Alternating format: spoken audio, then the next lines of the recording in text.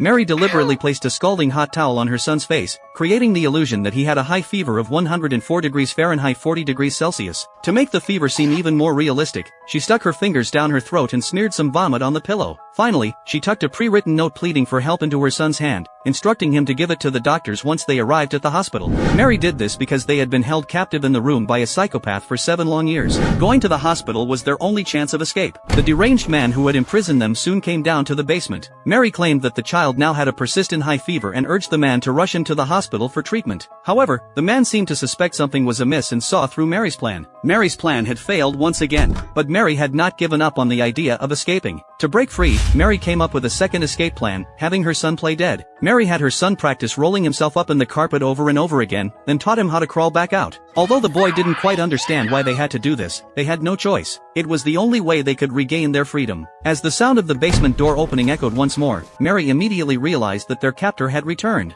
She quickly wrapped her son in the carpet and told him not to make a sound. Then Mary pretended to be grief-stricken, telling the psychopath that the child had starved to death due to malnutrition. The man was skeptical at first and hurriedly reached out to verify, but the woman loudly stopped him. Seeing Mary's sorrowful demeanor, the man believed her story. The man placed the boy, rolled up in the carpet, into the car, intending to bury the child deep in the mountains and forests. Little did he know that the boy was recalling Mary's words while inside the carpet. Using the method Mary had taught him, the boy slowly unrolled the carpet. The boy was stunned by the sight of the sky, which he had never seen before. This was the first time he had encountered the outside world since his birth. Suddenly, the man noticed the boy in the back of the car. Fuming, he immediately stopped the vehicle, intending to grab the boy, who leaped out of the car in terror and quickly rushed towards the crowd. The boy deliberately bumped into an elderly man walking his dog up ahead. After seeing the boy's note pleading for help, the kind-hearted man instantly sensed that something was wrong and hurriedly dialed the emergency number for the boy. Seeing that his plan had been exposed, the man hastily fled the scene. The boy was soon taken into a police car, where the officers asked him where his family was. After the boy described the situation, the police quickly located Mary's whereabouts. After a thorough search by the police, the boy saw his mother running towards him in the darkness. In the 7th year of their captivity, the mother and son were finally free. No matter how long the night, dawn will always come. Just like this dark room that will eventually be illuminated by light, such as life. The film ends here.